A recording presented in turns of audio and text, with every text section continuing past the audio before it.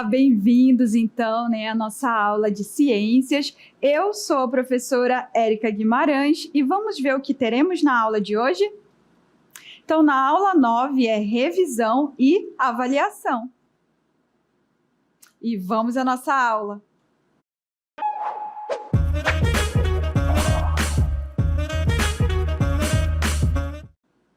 E a nossa aula de hoje está começando, com essa pergunta, como surgiu o universo?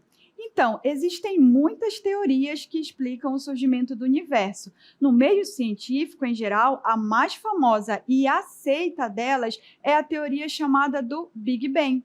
Porém, existem outras explicações para o surgimento de tudo, principalmente se levarmos em conta as crenças dos diferentes povos do planeta, não é verdade? Onde praticamente cada um tem sua própria cosmologia, ou seja, são essas teorias sobre a origem do universo, né? Então, cada um tem a sua própria para explicar a origem do mundo, dos animais, de todas as formas de seres vivos e de tudo que existe nele.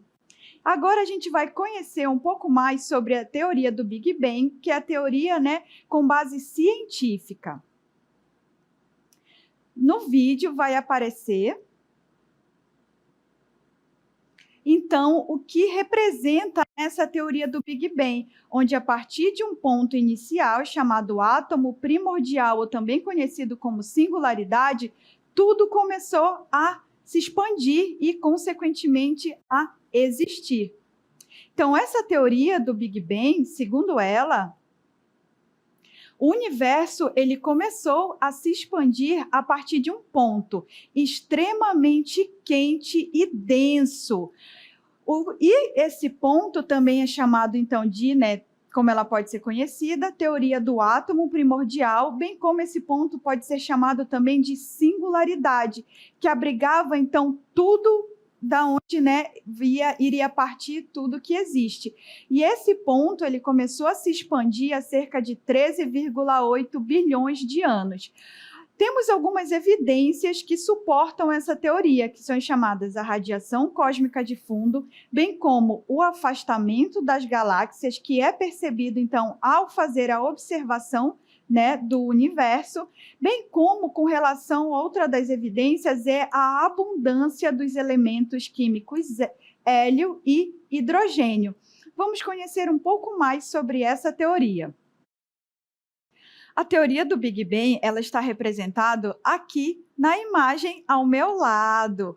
O que ela diz para a gente? Está representada aqui. Ela tem algumas etapas. Vamos começar pelo início, o começo de tudo, ali no ponto que está iluminado, com aquela, uma maior iluminação, digamos assim, amarelada, onde, apesar da sugestão desse nome, Big Bang, ele remeter a uma grande explosão, na verdade não foi de fato uma explosão, mas sim uma grande expansão. E é por isso que a partir desse ponto inicial, conhecido como átomo primordial ou singularidade, a gente percebe o universo todo se expandindo e se originando. Essa grande expansão, ela se deu por razões desconhecidas. Então, essa teoria, ela explica como o universo é, mas não como ele começou. Então, ela nos diz o porquê que tudo que existe é dessa forma. Então, a partir desse ínfimo ponto do espaço, chamado de singularidade, com densidade e temperatura infinitamente altas, e após esse começo de tudo, nós tivemos um período inflacionário, que ele representa o seu tamanho, ele foi aumentando, ou seja, o tamanho do universo aumentou exponencialmente, como vocês podem perceber na imagem. Ao final dessa expansão acelerada, o universo ele tornou-se mais frio e, consequentemente, menos denso. Foi nesse período, então, que surgiram as forças fundamentais da natureza, que abrangem, então, a força da gravidade, a força eletromagnética, bem como a força nuclear forte e a força nuclear fraca, bem como surgiram também, nesse momento, o próprio tempo e o espaço. Depois dessa etapa, nós tivemos uma etapa conhecida como universo opaco. Nele, os elementos mais leves da tabela periódica, que são o hidrogênio, com número atômico 1, e o hélio, com número atômico 2, eles surgiram, então, nesses primeiros minutos de vida do universo. E esse processo de surgimento desses átomos, que foi chamado, então, de processo de nucleossíntese, ele deixou um rastro de energia detectável.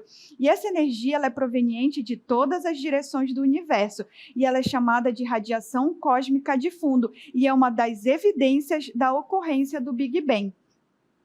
Posteriormente, durante os primeiros 300, 400 mil anos de idade do universo, ele era tão denso, mas tão denso, que a luz ela não conseguia se propagar. Ou seja, a gente percebe essa etapa de escuridão, que é uma era escura. Tudo era como uma névoa densa que absorvia toda a luz.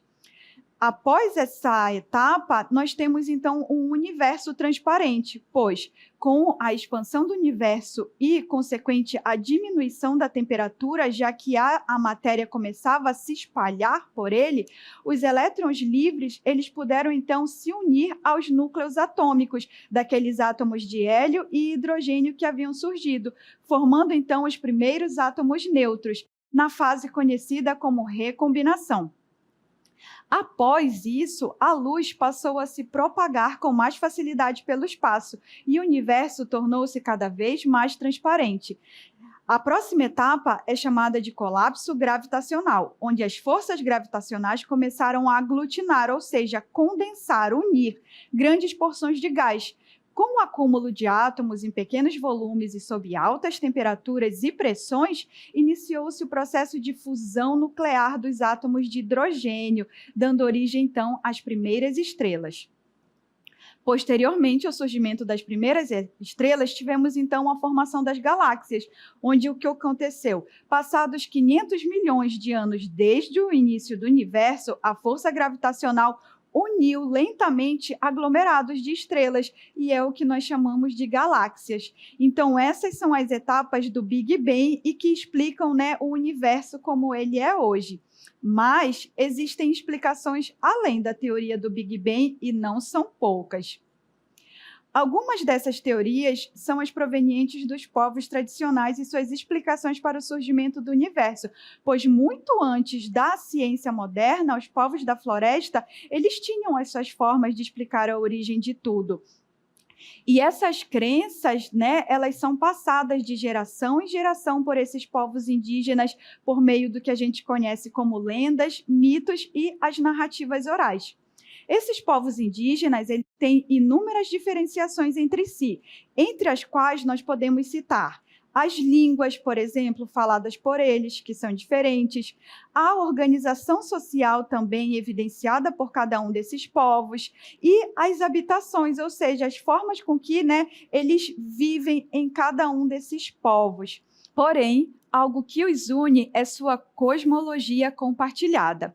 Entre essas cosmologias, nós temos a origem do universo e do homem, segundo os povos indígenas do Alto Rio Negro.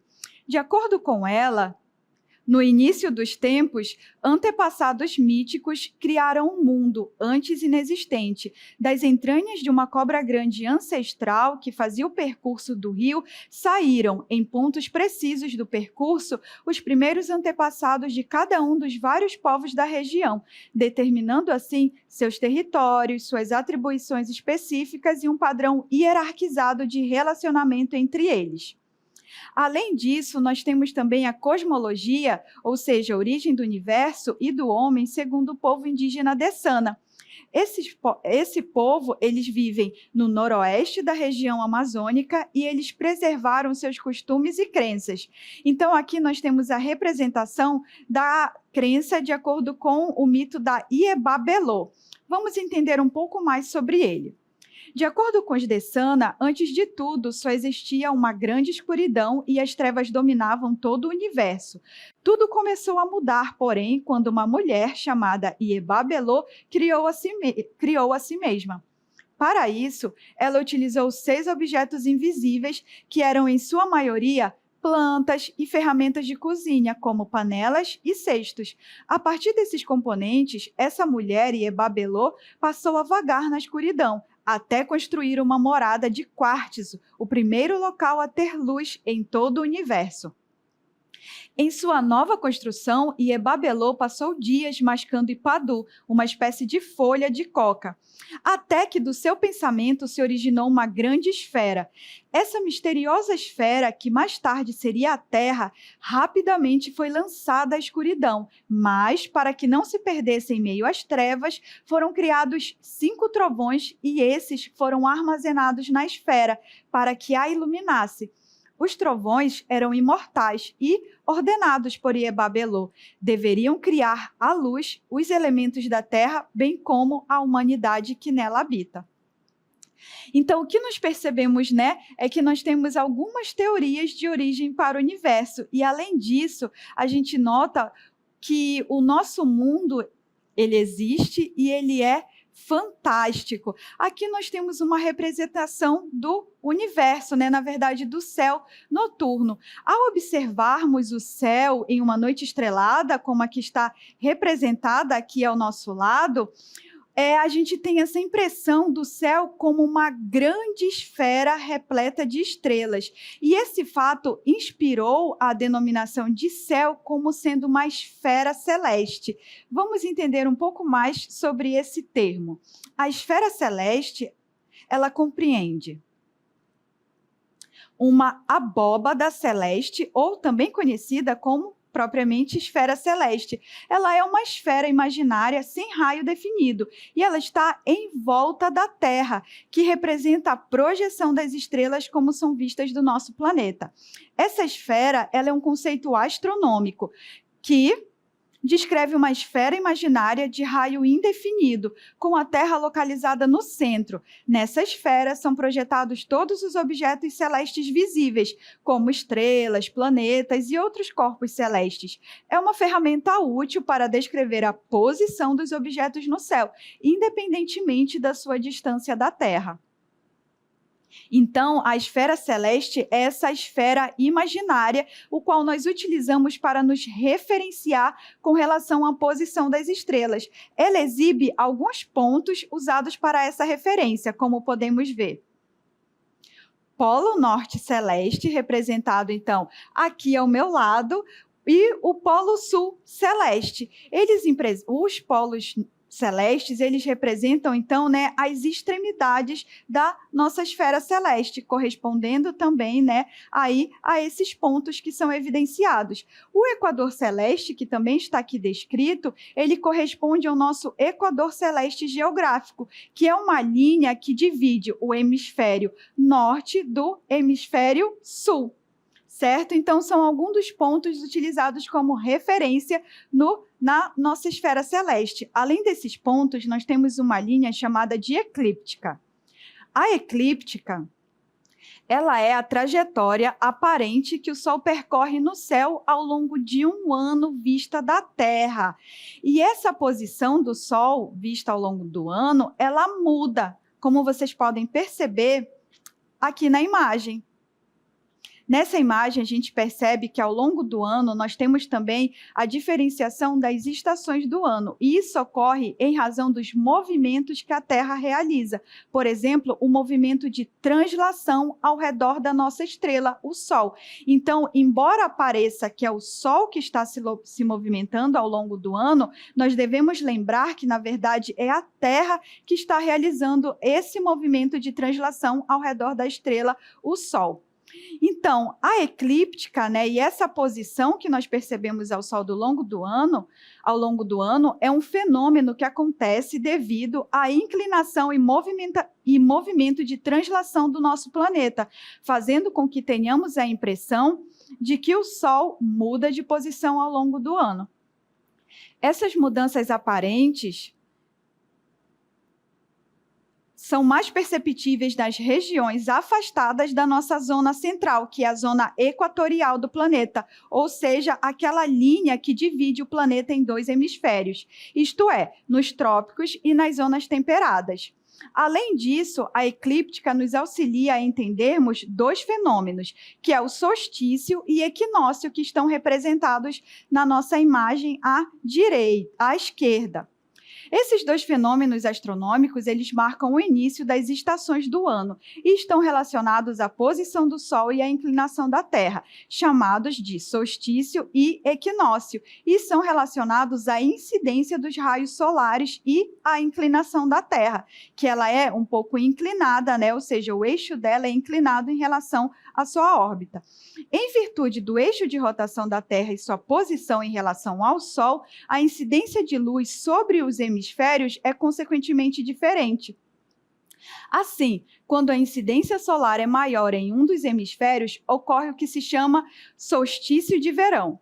Já quando a incidência solar é menor em um dos hemisférios, ocorre o solstício de inverno. Assim, no solstício de verão, ele caracteriza-se por ter os dias mais longos do que as noites. Por sua vez, o solstício de inverno, ele se caracteriza por possuir as noites mais longas do que os dias. Já a ocorrência do equinócio dá início à primavera e ao outono, em razão da mesma intensidade dos raios solares em ambos os hemisférios. Os dias e as noites, então, vão possuir a mesma duração durante esse fenômeno chamado de equinócio. Então, lembrando que essa eclíptica, ela mostra, né, a posição do Sol ao longo do ano, mas a gente precisa deixar claro que quem realiza o movimento é o planeta Terra, o movimento conhecido como translação ao redor do Sol. E por isso que nós temos essas percepções, né, do Sol se movendo ao longo do ano, como aí, né, está demonstrando na imagem ele em porções diferentes ao longo das estações, como no verão, na primavera e no inverno, o que permite também a ocorrência desses dois fenômenos, equinócio e o solstício. Então, a gente já percebeu que o universo ele é gigantesco e que até onde sabemos, a Terra é o lugar mais singular que conhecemos, uma vez que é o único planeta que se tem conhecimento que abriga a vida em toda a sua diversidade. E toda a vida na Terra, ela depende de alguns parâmetros, entre eles, por exemplo, a água. Além disso, a temperatura média da superfície da Terra, ela precisa se manter entre 10 e 16 graus Celsius para que haja a presença de água líquida suficiente. E essa temperatura, ela tem permanecido dentro desses parâmetros há cerca de 3,5 milhões de anos. Ainda, as células que compõem o corpo dos seres vivos exigem um nível constante de salinidade e, geralmente, não conseguem sobreviver a níveis acima de 5%. E, acreditem vocês, a salinidade do oceano tem permanecido em cerca de 3,4%. E, desde que o oxigênio surgiu na nossa atmosfera, cerca de 2 bilhões de anos atrás, sua concentração permaneceu perto de 20%. Se caísse apenas 4%, ou seja, abaixo de 16%, não haveria oxigênio suficiente para que nós respirássemos. Por sua vez, se subisse passando de 25%, os incêndios florestais jamais seriam apagados, pois a nossa atmosfera seria altamente combustível. Então, a gente percebe que a vida na Terra, ela depende de certos parâmetros e condições para que exista. Dentre esses parâmetros, nós temos listados aqui a presença de água líquida, que é devido à posição do nosso planeta Terra, que está localizado no que a gente chama de zona habitável. Essa presença de água líquida, ela é essencial para todos os processos biológicos conhecidos e cobre cerca de 71% da superfície da Terra. Com relação à sua atmosfera, ela é protetora, uma vez que a atmosfera terrestre fornece oxigênio para a respiração e protege contra radiações nocivas provenientes do Sol e ajuda a manter a temperatura estável. A posição do sistema solar, ou seja, a posição do nosso planeta. A Terra está localizada no que a gente chama de zona habitável do sistema solar, que representa onde a temperatura permite que a água exista no estado líquido. Com relação ao campo magnético, ele protege a atmosfera da erosão pelo vento solar que emana da nossa estrela, o Sol, e também ajuda a manter a água líquida na superfície. Então, o campo magnético serve como proteção contra esses ventos solares, a radiação do Sol também.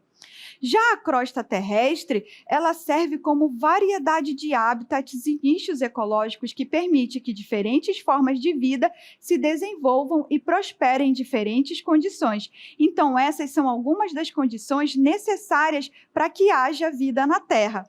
Então, e para manter a vida fora da Terra, o que seria preciso? Existem, então, algumas condições, que são elas. Seria necessário garantir que houvesse ar para respirar, bem como água para beber e alimentos, né, para serem usados na alimentação. Além disso, seria preciso proteger as pessoas da radiação e criar uma maneira de simular a gravidade, para que não fiquem doentes.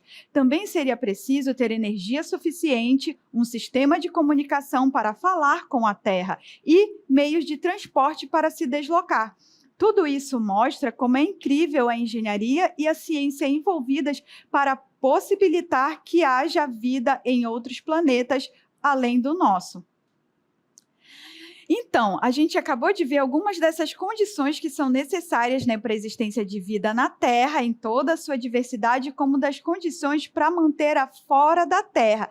E o nosso planeta, né, uma dessas condições é essa proximidade com relação ao Sol, que é a nossa estrela. Vamos conhecer um pouco mais sobre essa estrela, né, que é tão importante para nós.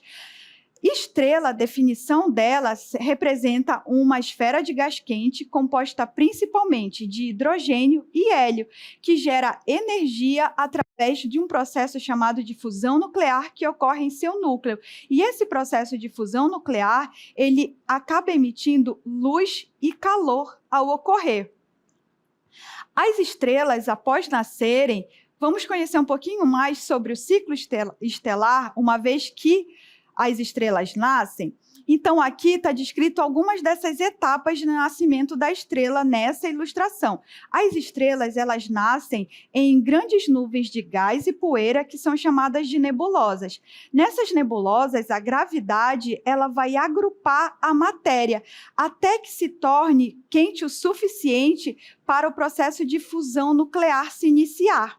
Uma vez iniciado esse processo de fusão nuclear, começa então a emitir energia na forma de luz e calor e é quando nasce uma estrela. Uma vez a estrela nascendo, ela pode ser então, elas vão seguir, né, as suas vidas, e isso vai depender da sua massa inicial. Então, estrelas de baixa massa, como o Sol, no início passam a maior parte de suas vidas convertendo hidrogênio em hélio em seus núcleos. Já quando o hidrogênio se esgota, elas se expandem e se tornam o que a gente chama de gigantes vermelhas, representadas aí na nossa imagem. Eventualmente, essas estrelas, elas perdem suas camadas externas, deixando para trás um núcleo denso, que se torna, então, no fim de sua vida, uma anã branca, no caso de estrelas de massa média, como o Sol. A anã branca, ela vai esfriando e perdendo brilho ao longo do tempo. Já estrelas de alta massa começam suas vidas com massas muito maiores do que a do Sol, e aí elas têm um destino mais violento. Depois de se tornarem supergigantes vermelhas, identifiquem aí na imagem, né, que está representando a supergigante vermelha. Elas explodem em um fenômeno chamado de supernova, que é uma explosão extremamente energética. Dependendo da massa que resta após essa explosão de supernova, o núcleo da estrela ele pode se transformar ou em uma estrela de nêutrons, que é muito densa, ou, se for ainda mais massiva, ou seja, uma estrela supermassiva, vai se tornar um buraco negro, que é uma região do espaço com gravidade tão forte que nada pode escapar dela, nem mesmo a luz. Por fim, as estrelas massivas muito grandes podem seguir diretamente para a formação de um buraco negro após a supernova, sem passar pela fase de estrela de nêutrons que observamos anteriormente. Agora nós vamos visualizar um quadro que então mostra para a gente, né, resumido, esse ciclo de vida das estrelas. Então, dependendo do tipo da estrela, que pode ser uma estrela de baixa massa, como na nossa segunda linha, o fim do ciclo dessa estrela será uma anã branca, e o exemplo dela é o Sol. Já estrelas de massa intermediária, no fim, elas vão se tornar anã branca após fase de gigante vermelha. Um exemplo de estrela desse tipo é a Alpha Centauri B. Já estrelas de alta massa, elas no fim do seu ciclo vão se tornar uma supernova seguida de estrela de nêutrons. E um exemplo é a estrela conhecida como Betelgeuse. Por último, quando temos uma estrela massiva muito grande, a supernova, ela no fim de sua vida se tornará, terá a explosão de supernova, seguida de um buraco negro. E um exemplo dessa estrela é a estrela Eta Catarine. Então, esses são, o ciclo de uma estrela e alguns dos exemplos de estrela que trouxemos aqui para a aula de hoje. Então, muito obrigada e até a nossa próxima aula.